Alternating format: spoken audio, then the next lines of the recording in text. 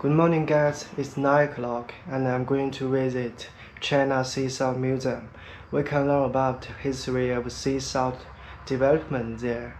And now I'm in the suburb of Yancheng because motorcycles are not allowed to enter the city center of Yancheng, so I need to take a bus to get there. The weather is very good today. I just arrived at China Sea Salt Museum. Actually, I want to take a bus before, but I missed the bus station, so I took a taxi to get there. 哦，要预约吗？这里面？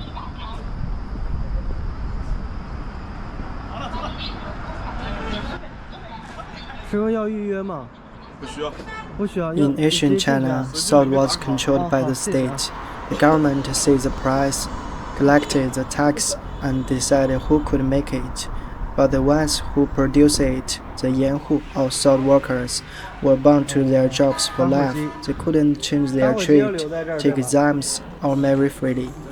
Generation after generation, they labored under the same sun, turning seawater into salt, yet remained among the poorest in the empire. This is sea salt Yancheng City. This is 4-5. Oh, it's the first town. From sea to salt. In ancient China, salt wasn't just a flavor, it was power and wealth. Behind every grain of salt was an industry strictly controlled by the state, and countless workers who spent their lives by the salt fields. What I'm about to show you is how they turned ordinary earth and water into something more valuable than silver. Process of leaching salt ash to make brine and boiling brine to salt. This was the main way people in ancient Yancheng made salt. Before making salt, the workers first had to prepare the ground. They chose a flat area near the coast, turn the soil, and press it hard until it becomes smooth and solid. This place was called a salt field. Only when the foundation was ready could the real salt making begin. The second step was called 海潮浸灌, cleansing by the tide. The salt field was filled with seawater, allowed the soil to absorb more salt and prepare for making brine. The next step, workers sprayed this seawater-soaked ash on a flat ground to dry it in the sun. This was to evaporate the moisture more quickly and leave the salt in the ash. Next up is the step of leaching ash to get brine. Workers first pile up the sun-dried ash that soaked up plenty of salt, then slowly pour water over the ash pile. The water seeps down through the ash, and at the same time it carries the salt in the ash with it. Finally, the water drips into the container below. This water that drips down is the brine we'll use to boil salt later. The next step is testing brine with stone lotus seed. Workers would throw 10 stone-made lotus seed into the brine to test its concentration, but most of the stone lotus seed could float. It proved the brine was concentrated enough and ready for salt making.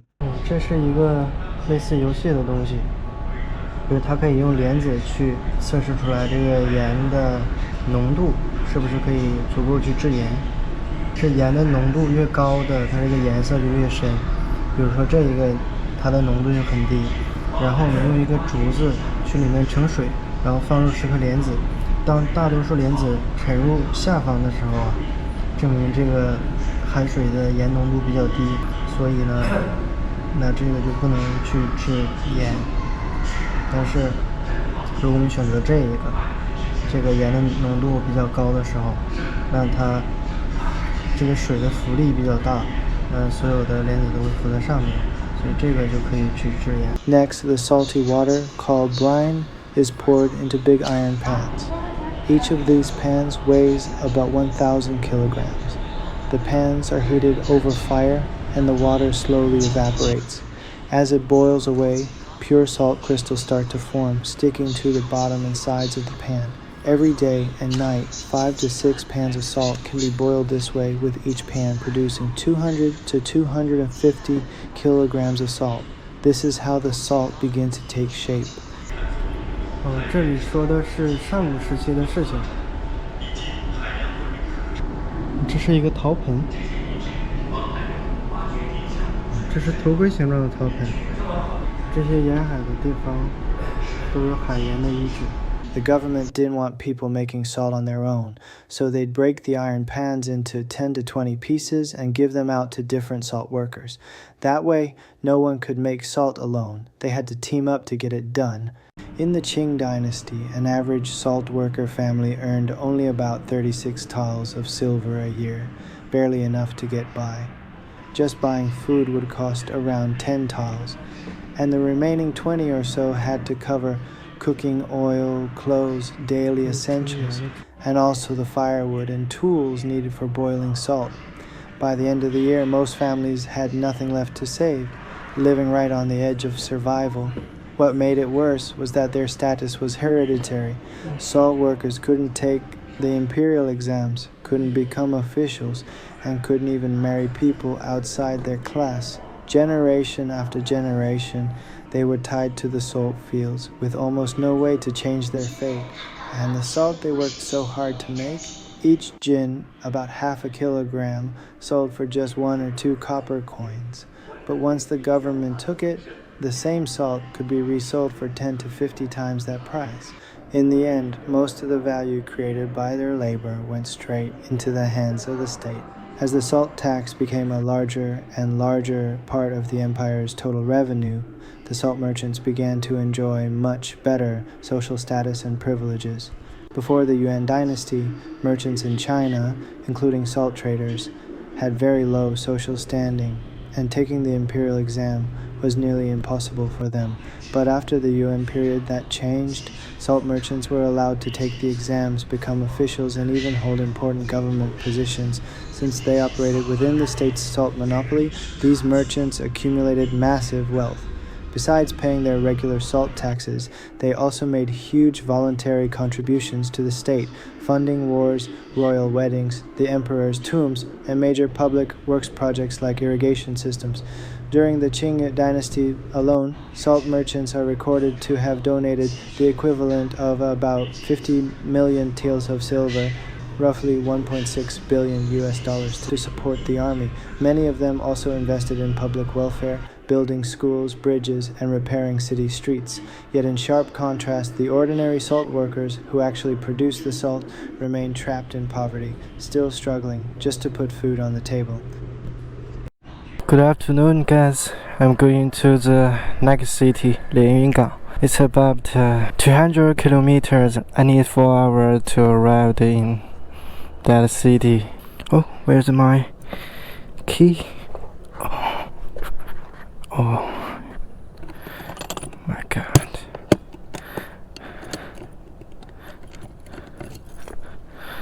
Okay, let's go.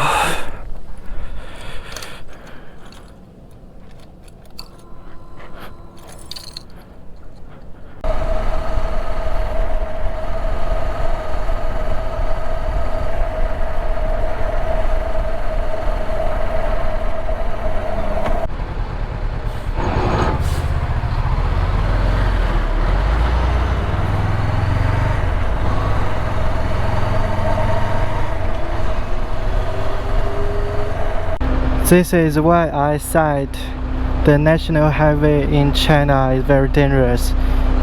You can see many big trucks around me. Riding in this way is more safe than driving the main road, but the road is not good. Many sand.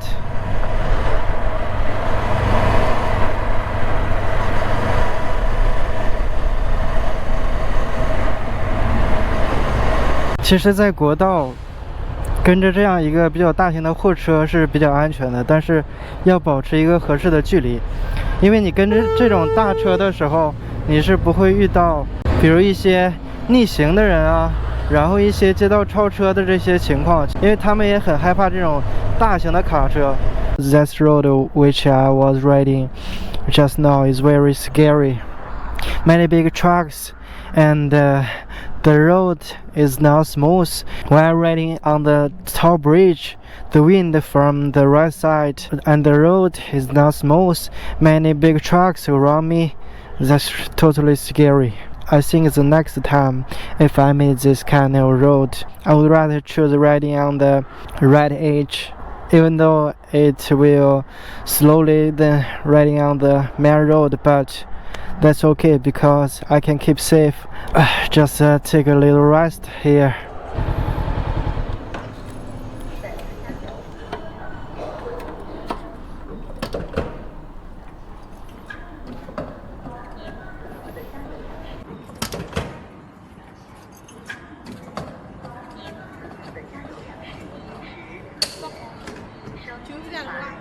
$95加码。我停这儿。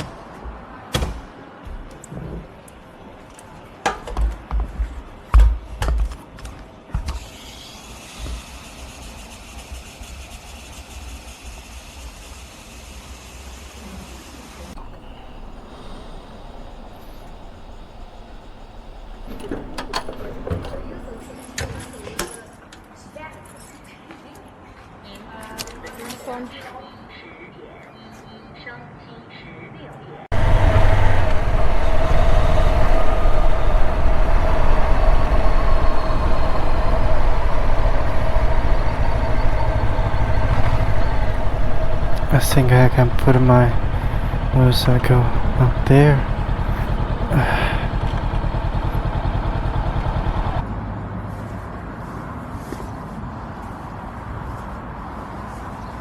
Actually, where?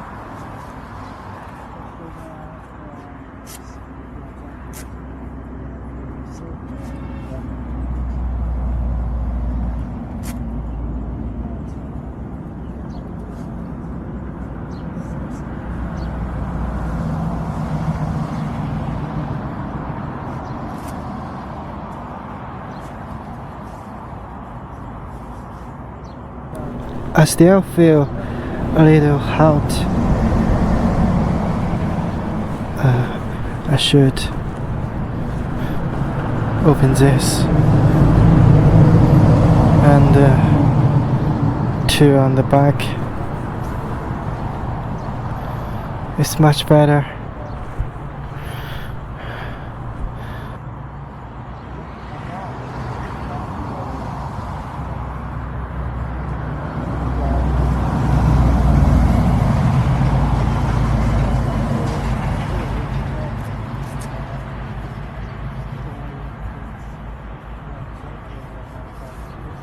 If I am riding on the road, I think it will much better.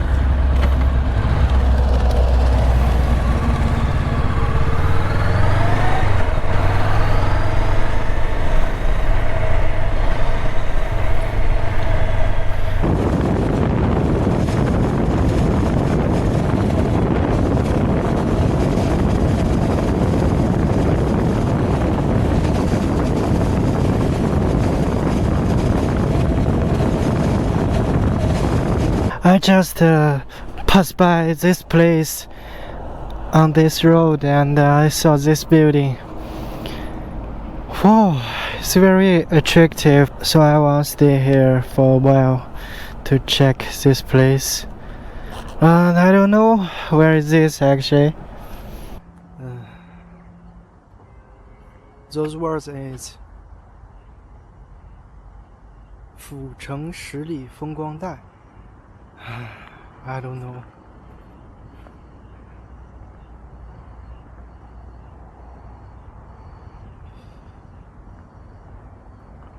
It's pretty tall.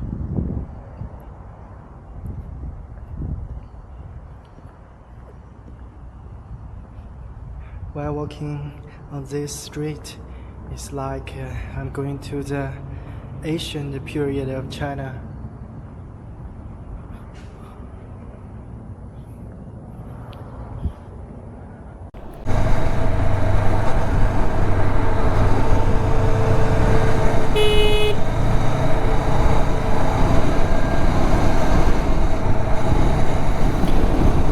It started raining, I think. and it started getting dark here. I don't know if I can arrive in Lianyungang because it's still 100 kilometers left. I think I need to find a place to wait in the rain stop. I don't want it riding in the rain. It's a little bit dangerous.